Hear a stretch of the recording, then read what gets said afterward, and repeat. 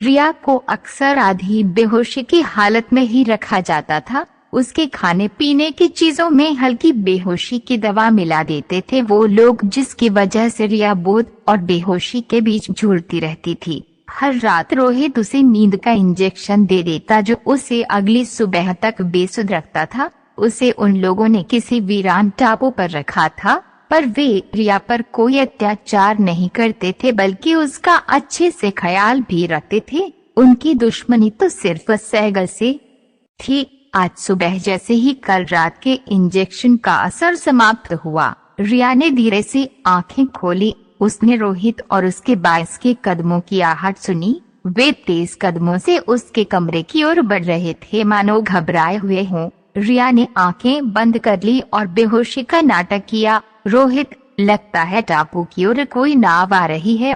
वो कौन लोग हैं और उनके इरादे क्या हैं, कुछ पता नहीं। लड़की को यहाँ रखना ठीक नहीं। ये अब भी बेहोश है। इससे पहले कि इसे होश आ जाए तुम इसे पुराने बगले ले जाओ, 22 ने कहा। रोहित कार चला रहा था और पीछे की सीट अबोध होने का अभिनय कर रही रिया का जागृत मन उसकी कैद से भागने की योजना बना रहा था। अचानक तेज बारिश होने लगी। रोहित ने बगले की गेट के सामने कार रोकी। बगला थोड़ी ऊंचाई पर था। गेट से पैदल ही चढ़ाई वाला रास्ता तय किया जा सकता था। बगले के चारों ओर घना जंगल था। कार से निकलते ही रिया ने कुछ दूर जंगल में कुछ लोगों को देखा। वह उनकी की ओर भागी। रोहित ने लपक कर उसे पकड़ लिया और खींचकर पेड़ों की ओट में ले गया। उन लोगों का ध्यान आकर्षित करने के लिए रिया चिल्लाई, पर तेज बारिश की वजह से कोई सुन न पाया। रोहित रिया का मुंह बंद करना चाहता था, किंतु उसके दोनों हाथ तो रिया के हाथों को जकड़े हुए थे। अगर वो एक हाथ से उसका मुंह बंद करता तो शायद वो अपने हाथ छुड़ाकर भाग जाती। वह अपनी पूरी ताकत लगाकर चीख रही थी। उसे रोकना जरूरी था। रोहित ने अपना मुंह रिया के होंठों पर कस के दबा दिया। एक पल के लिए मानो रिया का दिल जैसे थम सा गया। उसकी चीखें गले में ही अटक गई। उसने आज तक किसी पुरुष के चुंबन का एहसास न किया था। रोहित के होंठों के स्पर्श ने मानो उसमें कोई मादकता भर दी हो।